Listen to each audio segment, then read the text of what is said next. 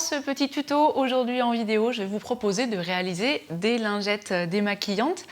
C'est un projet qui est très simple pour débuter. On va vraiment voir ensemble pas à pas comment se servir de la machine à coudre. On verra différents types de finitions avec des petites coutures broderie ici, une surpiqûre ici qui fait tout le tour et puis aussi une fameuse couture invisible.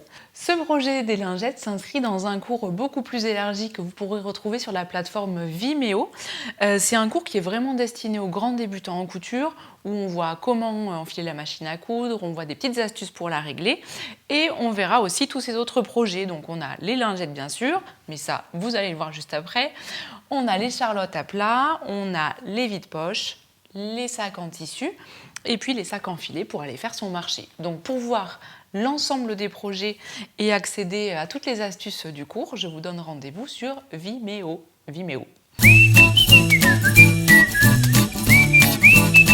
Au niveau des lingettes, on a le choix entre du tissu éponge.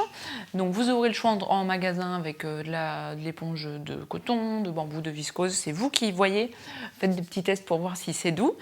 Vous pouvez aussi utiliser de la polaire qui, dans le temps, ne ternira pas et qui est quand même très pratique pour tout ce qui est démaquillant. Vous pouvez tout à fait réutiliser des choses que vous avez déjà à la maison.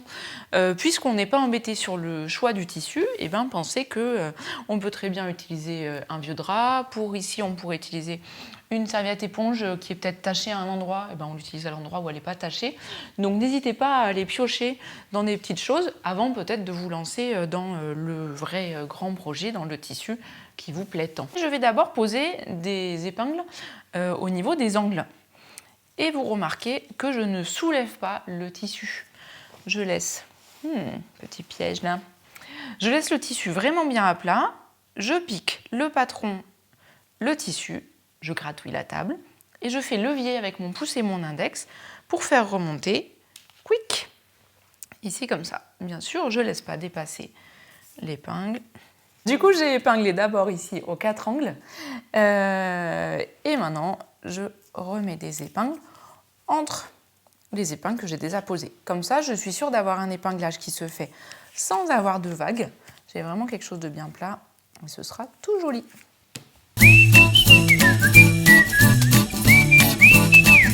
Allez, maintenant on y va pour la coupe. Pour la coupe, on ne se débine pas, c'est pas le moment de flancher. Prenez de bons ciseaux à tissu, il n'y a vraiment que ça qui vous aidera. Et remarquez la forme des ciseaux à tissu ici. Ils sont vraiment faits pour rouler contre la table. Donc on y va. Moi je préfère, et vous verrez si c'est votre cas aussi, je préfère avoir le patron toujours sur la droite de mes ciseaux. Donc vous essayerez vous à la maison. Et puis vous verrez que ce sera bien pratique. Donc on donne 2 grands coups de ciseaux bien réguliers, bien francs.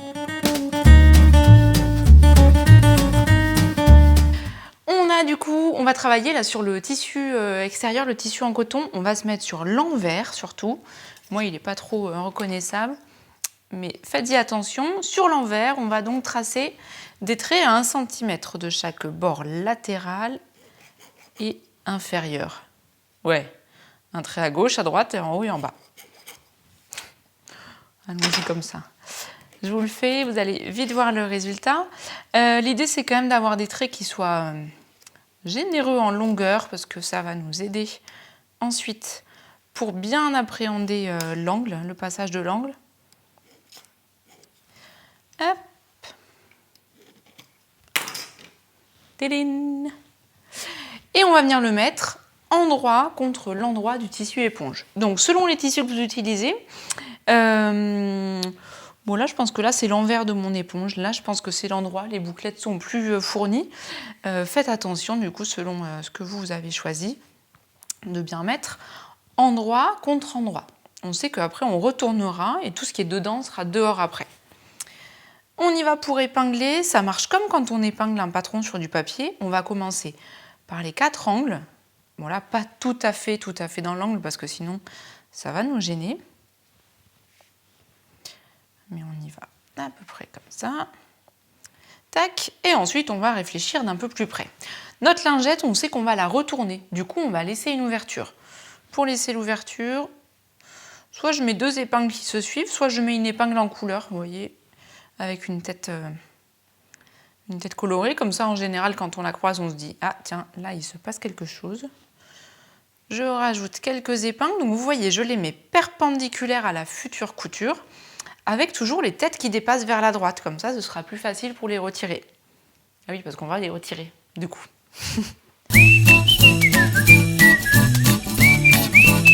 On va commencer notre couture. Donc, on a l'ouverture qui est ici. On va commencer à ce niveau-là de l'ouverture. On veut bien laisser ouvert ici. Hop, on s'installe. Le bord du tissu contre le repère de 1 cm. On baisse le pied, on baisse l'aiguille et on enlève notre épingle. Et là, on va faire un point d'arrêt. Quelques points en avant, autant de points en arrière. Et ensuite, j'avance en suivant toujours mon petit repère là sur le côté.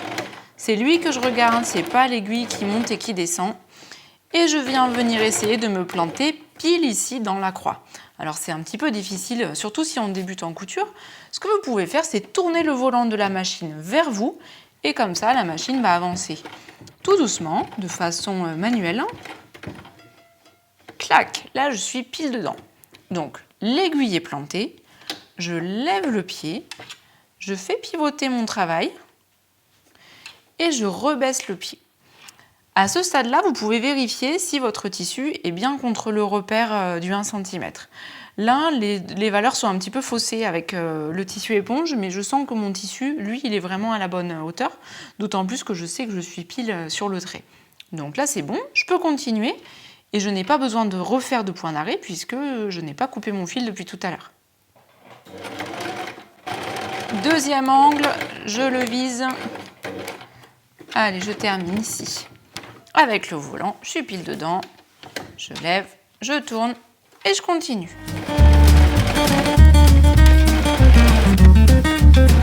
Allez, j'ai passé le dernier angle. Ici, il faut que je fasse attention à bien laisser mon ouverture. On ne va pas l'oublier quand même, ce serait dommage. Je repère à peu près où sont mes épingles, je les enlève, j'avance encore un petit peu et je fais le point d'arrêt.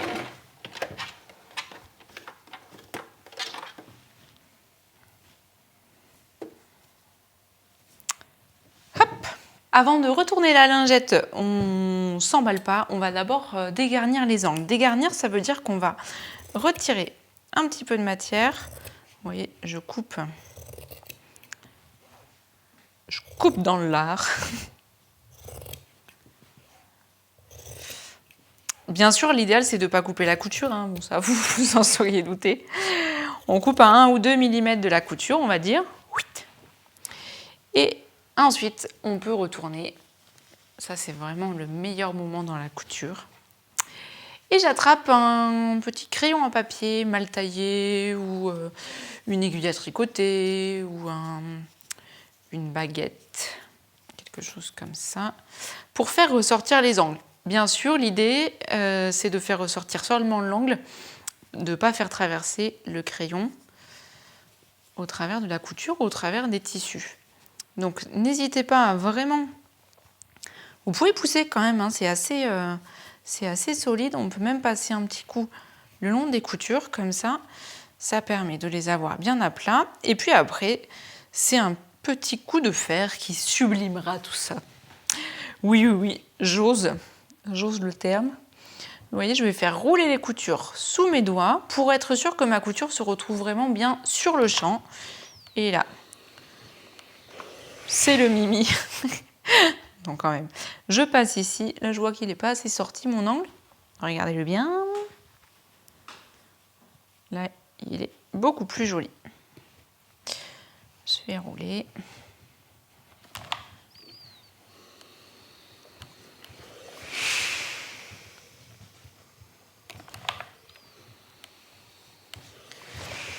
Il reste cette partie-là. Il reste cette partie-là ici. Les tissus se mettent déjà un petit peu dans leur position. On va en fait faire un petit rentré d'1 cm. On installe les tissus pour qu'ils donnent l'impression qu'il n'y a pas d'ouverture à cet endroit-là. Un joli petit secret, somme toute.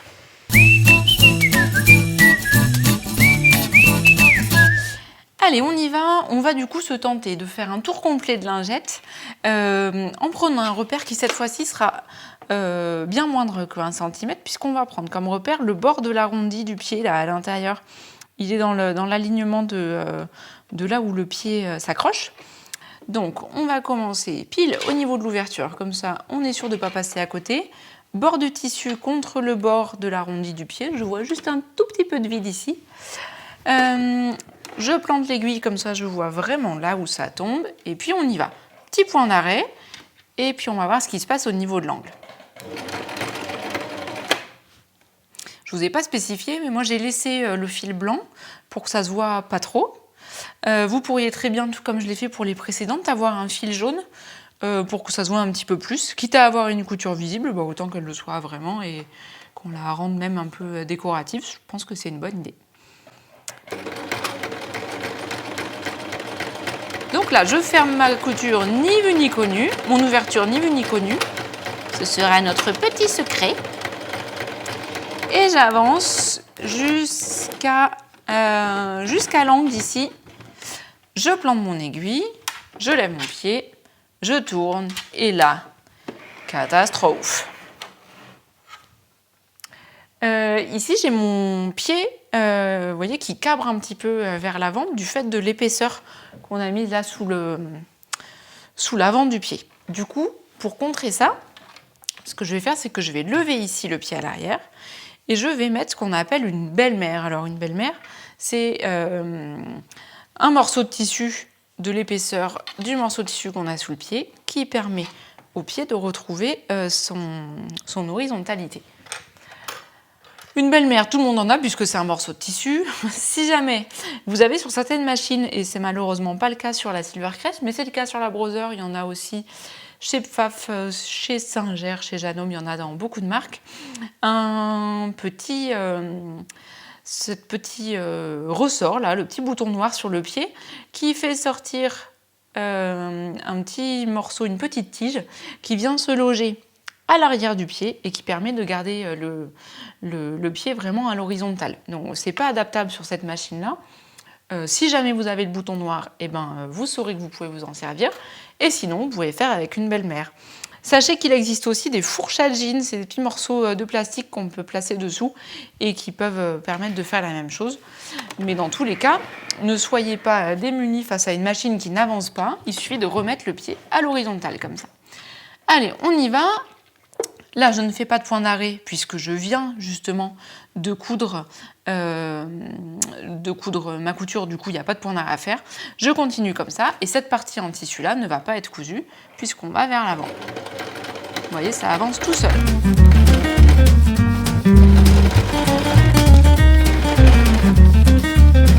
Allez, je viens de faire le tour complet, petit point d'arrêt et on est bon. Donc vous voyez, du côté éponge, ça se voit pas trop.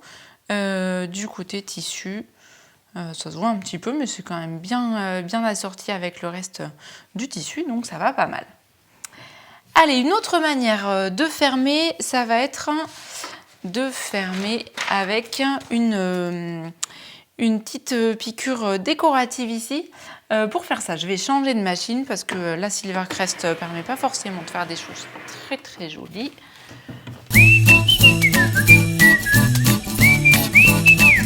Allez, on y va. Là, j'ai sélectionné le point 34 de la machine qui va me faire un petit imprimé avec des feuilles qui est plutôt sympa.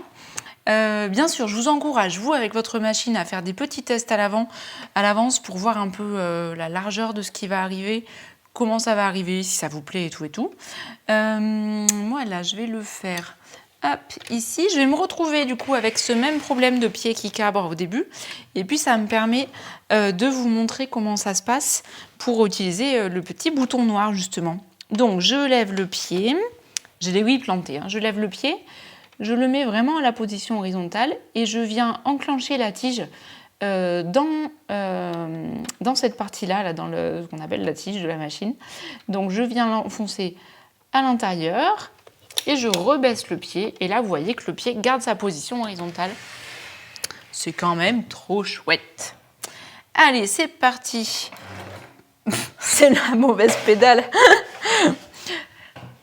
C'est parti. Ça, c'est bon, ça.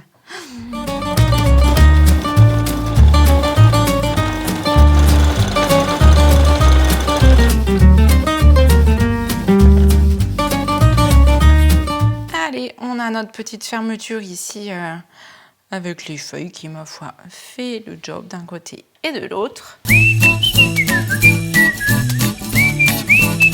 La dernière proposition que je vais vous faire pour fermer l'ouverture de la lingette, ça va être de coudre à la main. Du coup, je prélève un peu de fil directement depuis la canette. Vous voyez, j'attrape une épingle, une aiguille, pardon.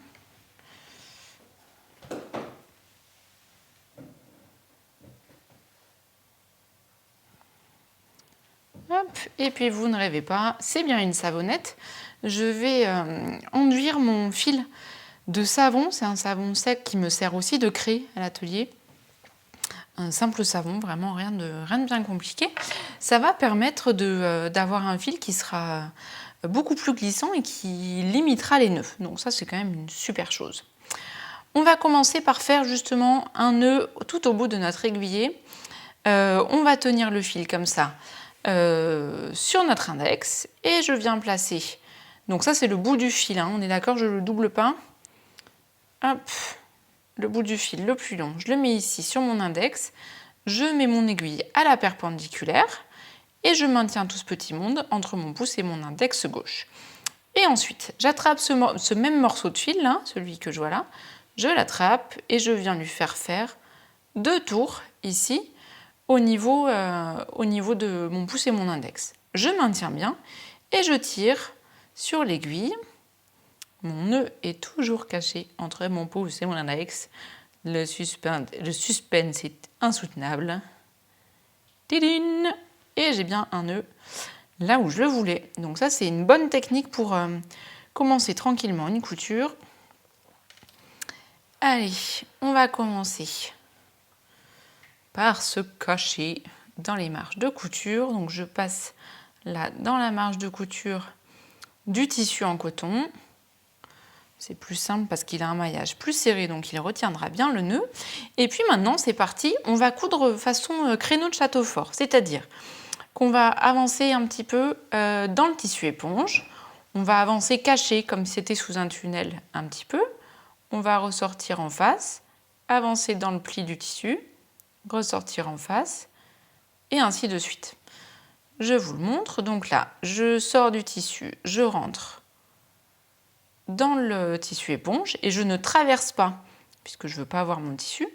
J'avance un petit peu sous le pli et vous voyez, je ressors un petit peu plus loin, mais de ce côté-là, on ne voit absolument rien.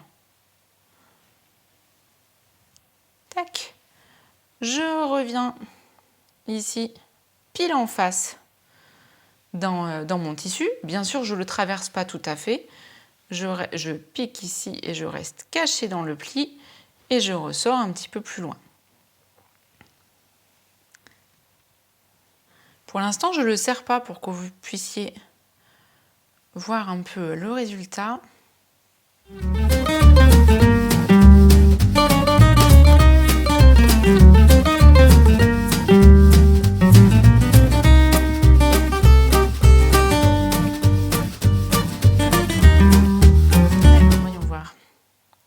Vous voyez, si j'écarte, j'ai vraiment d'un côté et de l'autre, d'où l'histoire des créneaux de château fort. Là, ça fait clac, clac, clac, clac, clac, clac, clac, clac, clac.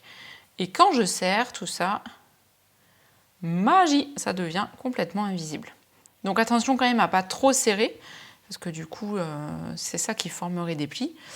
Mais serrer un petit peu, et ça ira bien.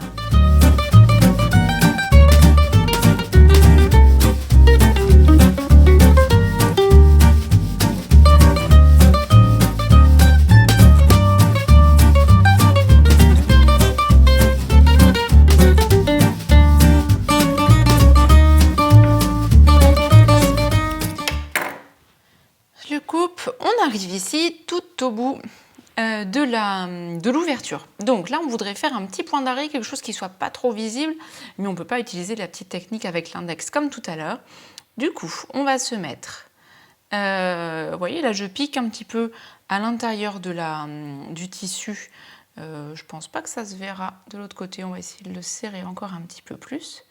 Et je vais piquer plusieurs fois exactement au même endroit.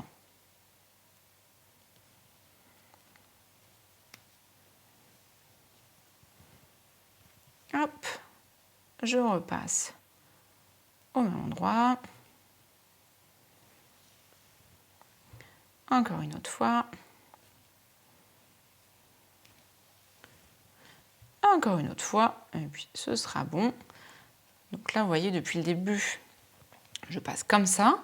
Là, cette fois-ci, pour bien terminer mon nœud, je vais passer à la perpendiculaire et je ne prends sous mon aiguille que les fils que j'ai déjà passés à 4 reprises.